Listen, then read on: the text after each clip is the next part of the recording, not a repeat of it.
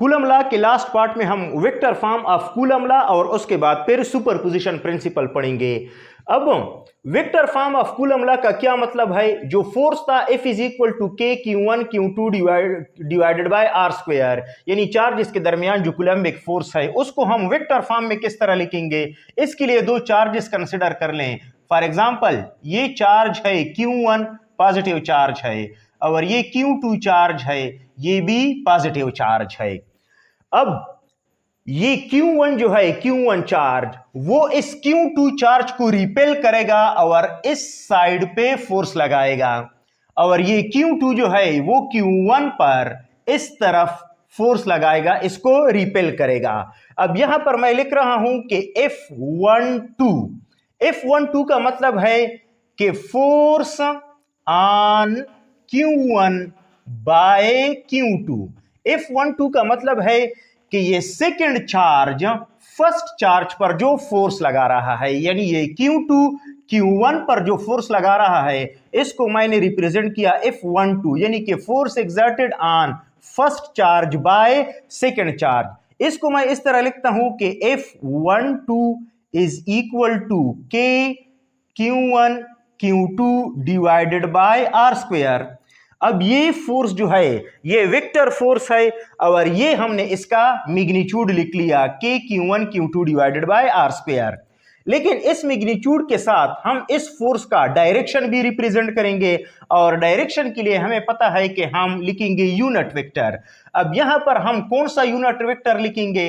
For example अगर इस distance को हम R कंसिडर कर लें कि चार्जेस के दरमियान जो डिस्टेंस है वो R है। अब जो यूनिट वेक्टर है Q2 से Q1 की तरफ वो इस डायरेक्शन में है। Q2 से Q1 की तरफ जो यूनिट वेक्टर है वो है R21, यानी R21 जो Q2 से Q1 की तरफ जो डायरेक्शन है उसको हमने रिप्रेजेंट किया है R21, और इस तरह Q1 से Q2 की तरफ जो यूनिट वेक्टर है उसका डायरेक्शन है R12। अब ये दोनों यूनिट वेक्टर जो है वो वेक्टर के डायरेक्शन को रिप्रेजेंट करते हैं। अब अगर हम देखें ये जो फोर्स है F12 जो इस चार्ज पर लग रहा है Q2 की वजह से, इस फोर्स का डायरेक्शन इस तरफ है, यानी कि हम बोल सकते हैं कि ये नेगेटिव एक्स एक्सिस डायरेक्शन की तरफ है, और R21 जो है वो भी इस डायरेक्शन में है। तो इस यूनिट वेक्टर का डायरेक्शन इस फोर्स के साथ सेम है, तो हम इस फोर्स के डायरेक्शन को रिप्रेजेंट करने के लिए ये R21 यूनिट वेक्टर लिखेंगे। R21 यूनिट वेक्टर, फोर्स जो है वो 1-2 है लेकिन जो यूनिट वेक्टर है वो R21 है, क्योंकि R21 यूनिट वेक्टर जो है वो F12 फोर्स के साथ पैरेलल है, तो इसलिए हम इसका डायरेक्शन लिख सकते हैं। इसी तरह F21 जो है F21 वो होगा force on Q2 bye Q1, यानी ये जो सेकंड चार्ज है इस पर फर्स्ट चार्ज ने जो फोर्स एक्सर्ट किया है वो फोर्स होगा F21। अब F21 को अगर हम वेक्टर फॉर्म में लिखें तो F21 is equal to K Q1 Q2 divided by R square, ये इसका मैग्नीट्यूड हो गया। और डायरेक्शन के लिए हम जो यूनिट वेक्टर लिखेंगे वो देखें, जो F21 है इसका direction positive x axis direction में है, तो इसका जो यूनिट वेक्टर है R12 वो भी इसके डायरेक्शन में पैरेलल है, तो हम यहां पर लिखेंगे कि R12। अब देखें यहां पर हम लिख सकते हैं कि ये R12 जो यूनिट वेक्टर है ये -R21 यूनिट वेक्टर के बराबर है, क्योंकि R21 का डायरेक्शन इस तरफ है और R12 का डायरेक्शन इस तरफ है। एक यूनिट वेक्टर है R12, इसका डायरेक्शन इस तरफ है, और R21 जो है इसका डायरेक्शन इस तरफ है, और R12 यूनिट वेक्टर जो है इसका डायरेक्शन इस तरफ है। तो दोनों का डायरेक्शन आपस में अपोजिट है। अगर अपोजिट डायरेक्शन हो और मैग्नीट्यूड सेम हो तो हम इसको इस तरह लिखेंगे कि R12 is equal to -R21, और नेगेटिव का मतलब है कि ये दोनों वेक्टर डायरेक्शन में अपोजिट है। लेकिन अगर हम मैग्नीट्यूड की बात करें तो R12 जो यूनिट वेक्टर है इसका मैग्नीट्यूड और R21 यूनिट वेक्टर इसका मैग्नीट्यूड, दोनों का मैग्नीट्यूड सेम है। अब देखें यहां पर अगर R12 की जगह ये जो इक्वेशन है यहां पर जो R12 है, इस R12 की जगह हम -R21 भी पुट कर सकते हैं। तो F21 जो है वो बन जाएगा K Q1 Q2 divided by R square. ये R12 जो है इसकी जगह हम लिख सकते हैं कि -R21 यूनिट वेक्टर। अब ये माइनस जो है ये फ्रंट में आ जाएगा, तो F21 is equal to minus K Q1 Q2 divided by R square into R21 unit vector. अब देखें ये F21 is equal to K Q1 Q2 divided by R square R21, ये इस फोर्स के बराबर है। तो हम लिख सकते हैं नेक्स्ट स्टेप में कि F21 is equal to minus लिख लें, और ये जो टर्म है ये F12 से हमने रिप्रेजेंट किया है, तो ये बराबर हो जाएगा F12। अब देखें इसका मतलब ये है कि F21 जो है F21, ये F21 और F12 ये दोनों आपस में मैग्नीट्यूड में इक्वल है। इन दोनों फोर्सेस का जो मैग्नीट्यूड है वो इक्वल है, लेकिन इन दोनों फोर्सेस का डायरेक्शन जो है वो अपोजिट है। F21 इस डायरेक्शन में है, आप कह सकते हैं कि ये ईस्ट डायरेक्शन में है, और F12 जो है वो वेस्ट डायरेक्शन में है। जब दोनों फोर्सेस का डायरेक्शन अपोजिट है इसलिए हमने यहां पर नेगेटिव साइन लगाया है, लेकिन दोनों फोर्सेस जो है इसका मैग्नीट्यूड आपस में इक्वल है। और ये दोनों फोर्सेस जो है इनका मैग्नीट्यूड तो सेम है लेकिन डायरेक्शन अपोजिट है। तो ये न्यूटन थर्ड लॉ जो है, न्यूटन थर्ड लॉ उसको ओबे करते हैं कि अगर फॉर एग्जांपल ये एक ऑब्जेक्ट है, ये एक ऑब्जेक्ट फर्स्ट ऑब्जेक्ट, ये सेकंड ऑब्जेक्ट पर फोर्स एक्सर्ट करता है, तो सेम अमाउंट का फोर्स सेकंड ऑब्जेक्ट इस फर्स्ट ऑब्जेक्ट पर भी एक्सर्ट करेगा। तो चार्जेस के दरमियान भी बिल्कुल यही है कि Q1 जो है वो अगर Q2 को इस डायरेक्शन में रिपेल करने की कोशिश करता है तो Q2 भी उसी फोर्स के साथ Q1 को इस तरफ रिपेल करेगा। तो एक्शन और रिएक्शन का जो लॉ है न्यूटन थर्ड लॉ, वो यहां पर भी सेटिस्फाइड होता है। अब देखें ये जो मैग्नीट्यूड आपस में इक्वल है, इससे रिलेटेड एमसीक्यू सॉल्व करते हैं। What are the ratio of forces between two charges of magnitude Q and 5Q separated by a distance R? अब देखिए क्वेश्चन का मतलब यह है कि फॉर एग्जांपल अगर हमारे पास एक चार्ज है Q1 और उसका मैग्नीट्यूड Q के बराबर है, और यहां पर सेकंड चार्ज है, सेकंड चार्ज Q2, उसका मैग्नीट्यूड 5Q के बराबर है। Q और 5Q को हमने R डिस्टेंस के साथ सेपरेट किया है। अब ये Q जो है Q1, ये Q2 पर जो फोर्स एक्सर्ट करेगा इस डायरेक्शन में, उसको हम बोलते हैं कि F21 force exerted on second charge by first term, और Q2 Q1 पर जो फोर्स एक्सर्ट करेगा वो है F12। अब क्वेश्चन का मतलब ये है कि आप F12 और F21 जो है इसका रेशो फाइंड करके देखें इसका रेशो क्या होगा। अब देखें अगर हम F12 को कैलकुलेट करना चाहें, इसका मैग्नीट्यूड मालूम करना चाहें, तो F12 is equal to K, Q1 की जगह हम लिखेंगे स्मॉल q, और Q2 का जो मैग्नीट्यूड है वो 5Q के बराबर है डिवाइडेड बाय R स्क्वायर, और F21 जो है यानी कि सेकंड चार्ज पर जो फोर्स एक्सर्ट हो रहा है उसके लिए भी इक्वेशन K Q1 और Q2 का प्रोडक्ट जो कि Q और 5Q के बराबर है डिवाइडेड बाय R स्क्वायर। अब अगर आप देखें ये मैग्नीट्यूड और ये मैग्नीट्यूड दोनों सेम है, इसका मतलब है कि ये चार्ज इस चार्ज पर जो फोर्स एक्सर्ट कर रहा है और रिएक्शन में ये चार्ज इस चार्ज पर जो फोर्स एक्सर्ट कर रहा है, दोनों का मैग्नीट्यूड सेम है, जो हम ऑलरेडी डिस्कस कर चुके हैं कि चार्जेस के दरमियान जो फोर्स होगा उसका मैग्नीट्यूड सेम होगा। जब दोनों चार्जेस का मैग्नीट्यूड सेम है तो हम लिख सकते हैं कि F12 divided by F21 is equal to K Q 5Q divided by R square, K Q 5Q divided by R square, ये कैंसल हो जाएंगे तो इसका जो रेशो आएगा वो 1 के बराबर होगा। यानी दोनों चार्जेस के दरमियान जो फोर्सेस है उन फोर्सेस का रेशो 1 के बराबर होगा, चाहे चार्जेस का मैग्नीट्यूड सेम हो या चार्जेस का मैग्नीट्यूड डिफरेंट हो। अब नेक्स्ट सुपरपोजिशन प्रिंसिपल पढ़ेंगे। सुपरपोजिशन प्रिंसिपल का क्या मतलब है?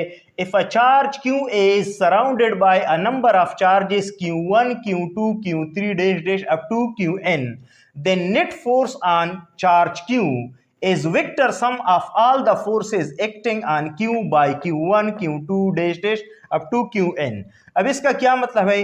इसका मतलब यह है कि फॉर एग्जांपल यहां पर एक चार्ज है जिसको हमने Q से रिप्रेजेंट किया है और इसके सराउंडिंग में नंबर ऑफ चार्जेस है, मतलब एक Q1 चार्ज है, Q2 चार्ज है, Q3 चार्ज है, इस तरह इसके सराउंडिंग में इन नंबर ऑफ चार्जेस है। अब ये Q1 जो है ये इस Q पर एक फोर्स एक्सर्ट करेगा, इस तरह इस डायरेक्शन में एक फोर्स एक्सर्ट करेगा, उसको अगर हम F1 का नाम दे और Q2 इस Q पर जो फोर्स एक्सर्ट करेगा उसको हम F2 का नाम दे, इस तरह Q3 इस Q पर जो फोर्स एक्सर्ट करे इसको हम F3 का नाम दे, इसी तरह Qn तक जो फोर्स एक्सर्ट होगा इसको हम Fn का नाम दे। अब हम कहेंगे कि टोटल फोर्स या net force acting on charge Q, यानी इस Q चार्ज पर जो टोटल फोर्स एक्ट करेगा वो F1 plus F2 plus F3 dash dash up to Fn, यानी जो इन नंबर ऑफ फोर्सेस है इसका आप वेक्टर सम ले, इस वेक्टर सम से जो रिजल्ट आएगा वो बराबर होगा net force acting on charge Q। यानी कि अगर किसी एक चार्ज पर number of charges force exert कर रहे हो तो आप टोटल फोर्स का वेक्टर सम ले, तो उस वेक्टर सम से जो रिजल्ट आएगा वो net force on that charge होगा। इस प्रिंसिपल को हम बोलते हैं सुपरपोजिशन प्रिंसिपल। अब सुपरपोजिशन प्रिंसिपल से रिलेटेड हम एक सॉल्व करेंगे कि यहां एक अरेंजमेंट गिवन है, उस अरेंजमेंट में टोटल 3 चार्जेस है। Q1 उसका मैग्नीट्यूड -5 माइक्रोकूलम है, Q2 उसका मैग्नीट्यूड +10 माइक्रोकूलम है और Q3 उसका मैग्नीट्यूड -12 माइक्रोकूलम है। अब Q1 जो है वो भी Q2 पर फोर्स एक्सर्ट करेगा और Q3 जो है वो भी इस Q2 पर फोर्स एक्सर्ट करेगा, और हमें कहा गया है कि आप नेट फोर्स मालूम करें Q2 पर कि Q2 पर टोटल फोर्स कितना एक्सर्ट होगा। अब देखें ये फर्स्ट चार्ज जो है Q1, ये इस Q2 पर जो फोर्स एक्सर्ट करेगा वो इस डायरेक्शन में होगा, क्योंकि ये Q1 नेगेटिव है और Q2 पॉजिटिव है। ये Q1 नेगेटिव होने की वजह से इस Q2 को अपनी तरफ अट्रैक्ट करेगा और वो जो फोर्स होगा उसको हम कहेंगे कि F21, यानी कि Q2 पर जो फोर्स एक्सर्ट किया है फर्स्ट चार्ज Q1 ने, तो उसका मैग्नीट्यूड हमारे पास होगा कि वो K Q1 Q2 divided by R12 square. R12 square कौन सा डिस्टेंस है? इस फर्स्ट चार्ज और सेकंड चार्ज के दरमियान जो डिस्टेंस है उसको हमने R12 से रिप्रेजेंट किया है, तो जो R होगा वो R12 स्क्वायर के बराबर होगा। अब देखें K जो है वो 9 multiplied by 10 to the raise power 9 होगा। यहां पर Q1 की वैल्यू हम पुट करेंगे, that is 5 microcoulomb, micro 10 to the raise power -6, और Q2 जो होगा वो 10 multiplied by 10 to the raise power -6, और R12 स्क्वायर का मतलब 6 सेंटीमीटर स्क्वायर। अब इससे जो रिजल्ट आएगा F21 इससे जो रिजल्ट आएगा उसका मैग्नीट्यूड बराबर होगा 675 न्यूटन। इसका मतलब है कि ये चार्ज इस चार्ज पर जो फोर्स एक्सर्ट कर रहा है वो 675 न्यूटन है और ये फोर्स इस डायरेक्शन में है, यानी कि F21 जो है वो 675 न्यूटन है और इस डायरेक्शन में है। अब F23 का मतलब ये है कि ये थर्ड चार्ज इस सेकंड चार्ज पर जो फोर्स एक्सर्ट करता है तो वो होगा इस डायरेक्शन में फोर्स होगा और उस फोर्स का जो मैग्नीट्यूड होगा वो K Q2 Q3 divided by R2 3 square. अब अगर हम वैल्यू पुट करें 9 multiplied by 10 to the raise power 9 और 10 to the raise power minus 6 multiplied by 12 10 to the raise power divided by R2 3 whole का square. और ये जो distance है R2 3 वो 4 cm स्क्वायर के बराबर होगा।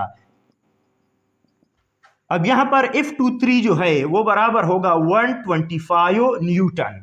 अब जो नेट फोर्स है, नेट फोर्स ऑन Q2 वो बराबर होगा F21 प्लस F23, यानी इस चार्ज पर जो टोटल फोर्स एग्जर्ट होगा वो एक फोर्स है F21 जो इस डायरेक्शन में है और सेकंड फोर्स है F23 जो इस डायरेक्शन में है। लेकिन यहां पर F21 जो है वो इस डायरेक्शन में है और F2 अपोजिट डायरेक्शन में है, तो इसलिए हम F21 को पॉजिटिव और ये F23 जो है इसको हम नेगेटिव ले रहे हैं। नेगेटिव इसलिए क्योंकि ये अपोजिट डायरेक्शन में है। तो F21 जो है उसका मैग्नीट्यूड 675 न्यूटन है और F23 जो है इसका मैग्नीट्यूड 125 न्यूटन है। तो इससे 550 न्यूटन आएगा। तो इसका मतलब है कि जो सेकंड चार्ज है इस पर जो नेट फोर्स एग्जर्ट हो रहा है वो 550 न्यूटन के बराबर होगा।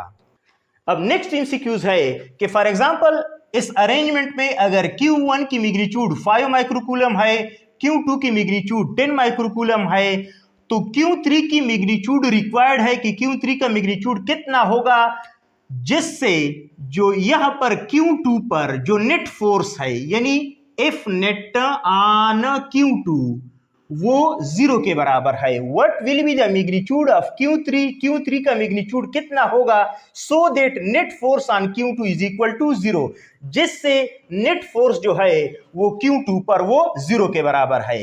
अब देखें यहां पर सिस्टम में जो तीनों चार्जेस है, तीनों की तीनों चार्जेस पॉजिटिव है। ये चार्ज भी पॉजिटिव है, ये चार्ज भी पॉजिटिव है, ये चार्ज भी पॉजिटिव है।